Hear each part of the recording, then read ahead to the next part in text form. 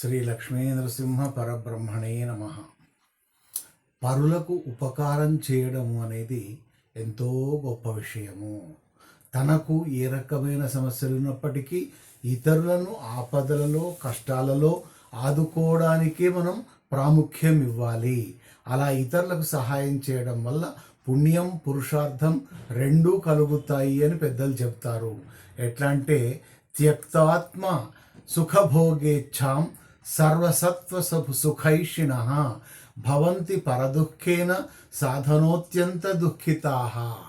ఏమిటి అంటే సజ్జనులైన వారు సమస్త ప్రాణుల సుఖాన్ని కోరుతూ తమ సుఖాన్ని భోగాన్ని విడిచిపెడతారు.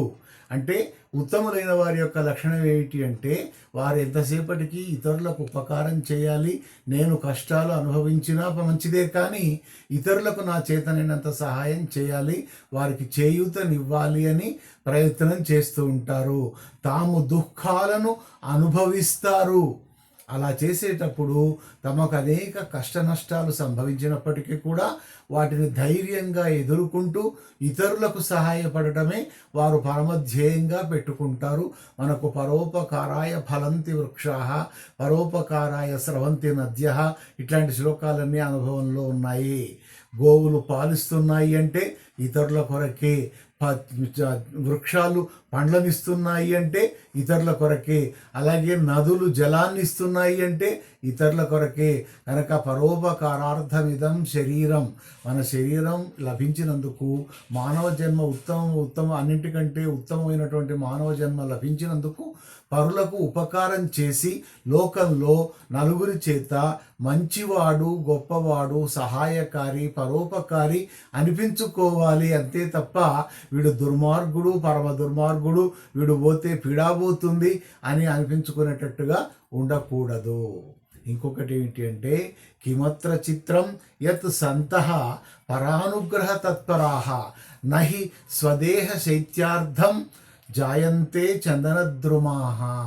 చందన వృక్షం చూడండి, అది తాను అరిగిపోతూ కరిగిపోతూ కూడా మనకు ఏ రకంగా ఉపయోగపడుతున్నది అంటే సన్మార్గులు ఇతరులకు ఉపకారం చేద్దామనే దయతో ప్రకాశిస్తూ ఉంటారు. ఉత్తముల యొక్క లక్షణం ఎట్లా ఉంటుంది అంటే ఇతరులకు వీలైనంత వరకు మేలును చేద్దాము, పరోపకారం చేద్దాము. ఈ విషయంలో ఆశ్చర్యం ఏమీ లేదు.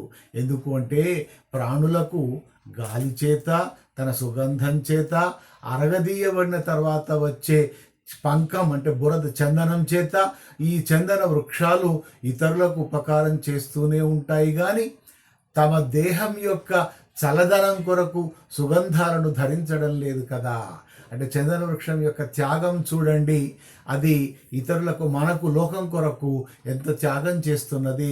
మనకు చందనం చల్లదనాన్ని ఇస్తుంది అనే ఉద్దేశం చేత దాన్ని నరికి అరగదీసి ఆ చందనాన్ని శరీరానికి పూసుకొని ఆ సుగంధాన్ని ఆఘ్రాణించి ఆ చల్లదనాన్ని అనుభవించి దానిని మనం ఎంతో సంతోషంగా అభినందిస్తాము, గడుపుతాము.